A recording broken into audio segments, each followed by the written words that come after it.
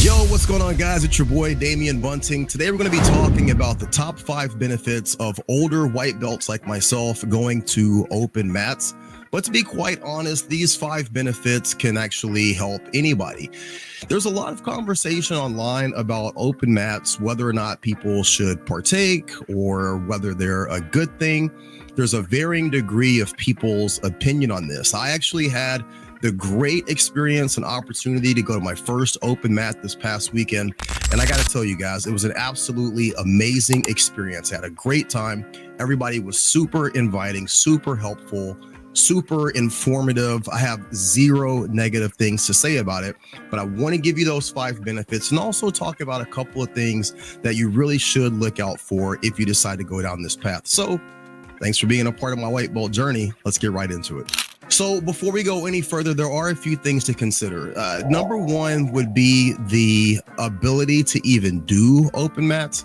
I know what you're thinking. I'm a grown man. What the hell do you mean the ability to do open mats? Well, you would be surprised because I was absolutely shocked to find out that some schools, based on your contractual agreement, do not allow you to go to open mats at other gyms, other clubs, or other facilities. I was absolutely taken aback by this. Now, if you've agreed to a contract and you're at a school that you want to remain a part of, more than likely you're going to have to adhere to that.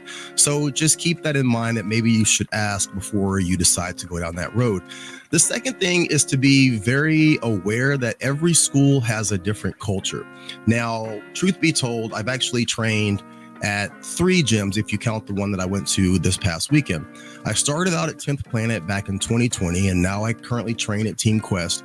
In both of these gyms, although they're very famous programs and they're very storied programs with a great history, they really couldn't be more different than each other. One is a no-gi gym that's all about submission hunting. And then the other one is very wrestling centric with a long history of MMA.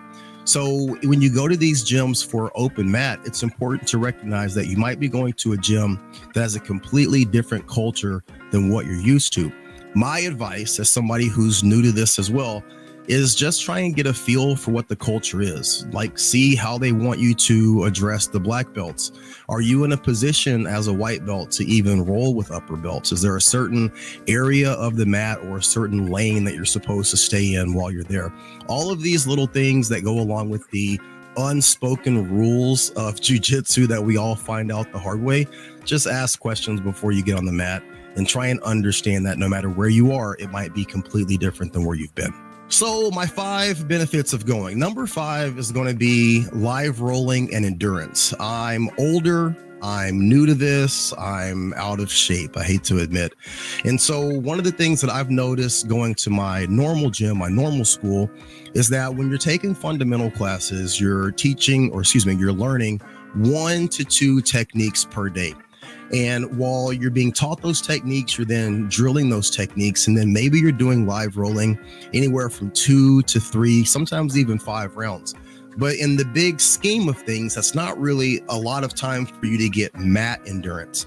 Getting on a treadmill, exercising, working out, all of that is great for overall health and overall fitness. But there's a difference between the endurance that it takes to survive on the mat.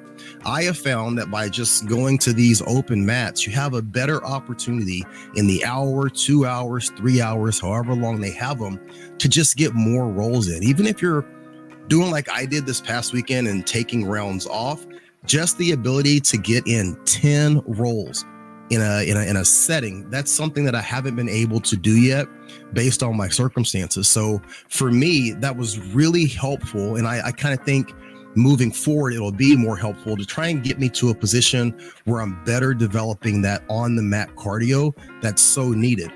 One of the things that I've recognized the most in trying to learn this sport in the short amount of time that I've been doing it, it's really hard to focus on the details. And if you're a part of jiu-jitsu, you know there's so many details that you can't really focus on that when you're having a hard time just breathing and staying alive. So for me, that number 5 thing is just the opportunity to get more live rolls, more live rounds to try and help benefit that endurance. Number 4 is going to be the fact that it's a different environment. Now, I think that putting yourself in situations where you're in different environments it has to be good for your development, because what we're ultimately going to be doing, there's one of two things. Well, let's say there's three things, right?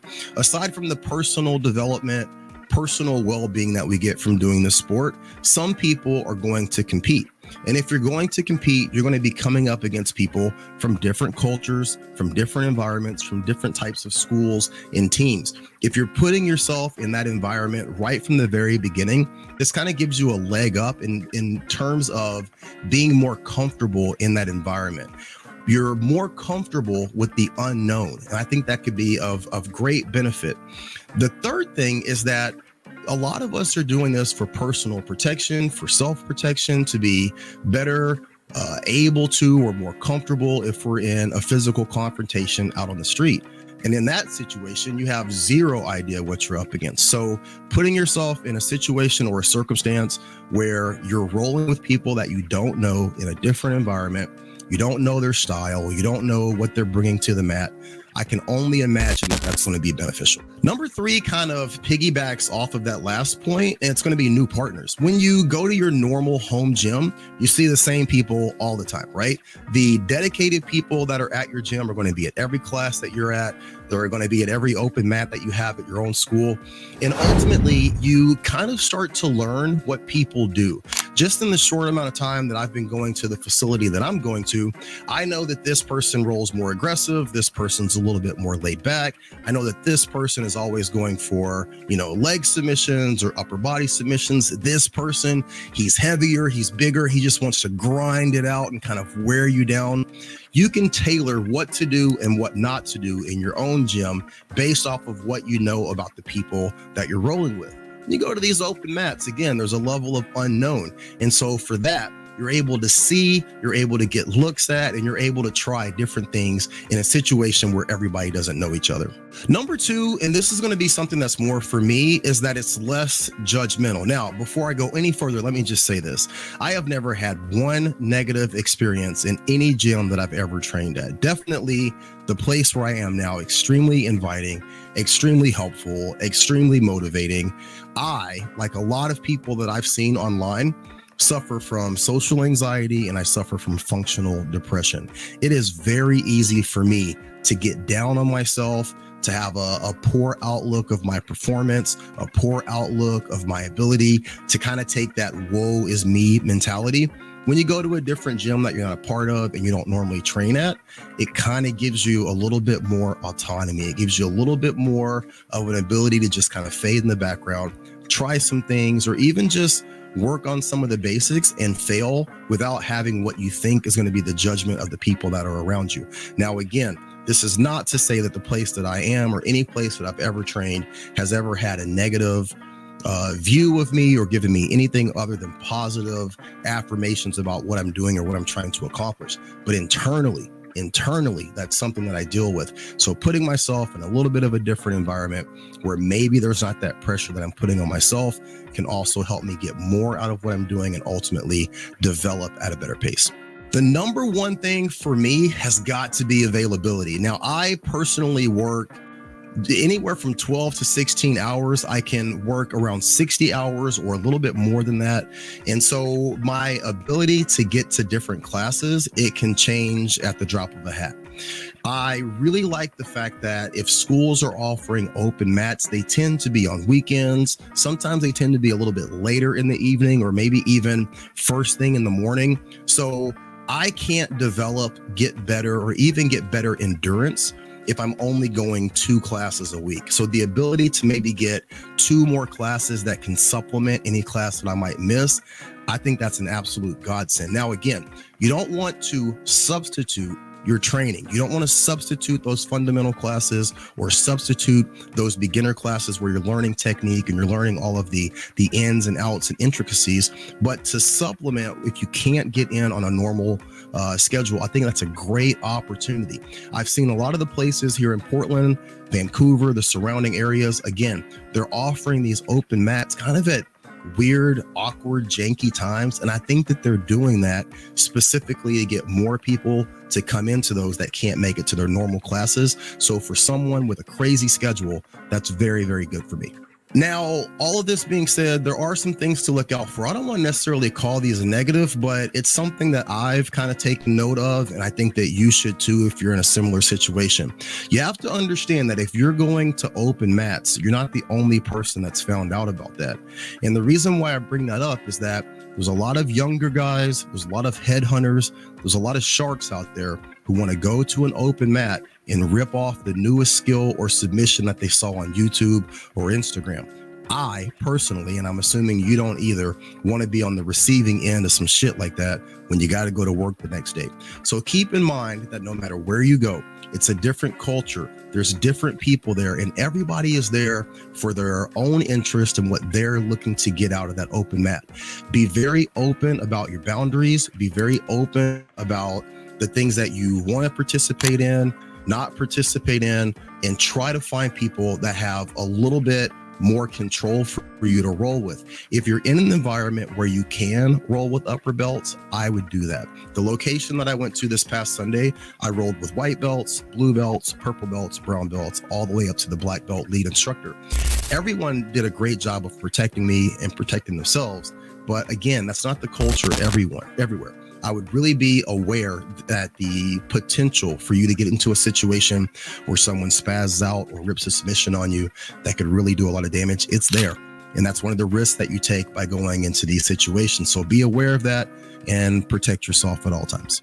The last thing, and I don't know how true this is, I have seen some videos on YouTube where people are talking about schools that are utilizing the open mat situation or scenario to recruit people into their school from other schools. Now, I'm of the firm belief that no one can steal someone who's not looking to leave. I'm extremely happy in the school that I'm at. There was no attempt to try and get me to switch over or change my affiliation. However, if that's the case, at the end of the day, you're going to go where you're going to go and you're going to do what you want to do. I just wanted to talk about this because I have seen this as being an issue with certain people who are creating content on this subject, and they're talking about the issues of impropriety and bad business practices and people pulling one student from another school.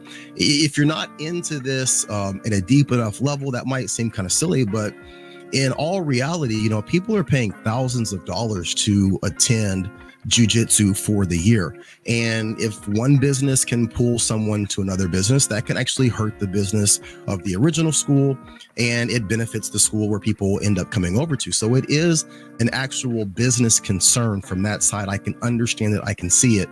So just be aware of that. But then again, at the end of the day, you guys are all grown adults and you're going to do what you're going to do. So what I would love to know is what your thoughts are. Do you feel that utilizing the open gym or the open mat concept, is that a good thing? Would you go? Do you go? Or do you think that this is something that you should shy away from and only train at your specific school? Please comment down below. And while you're at it, why don't you guys like, share, and subscribe and become a part of the platform that we're building here? I would love to have you, and I would love to have your feedback. All right, you guys be great. Take care.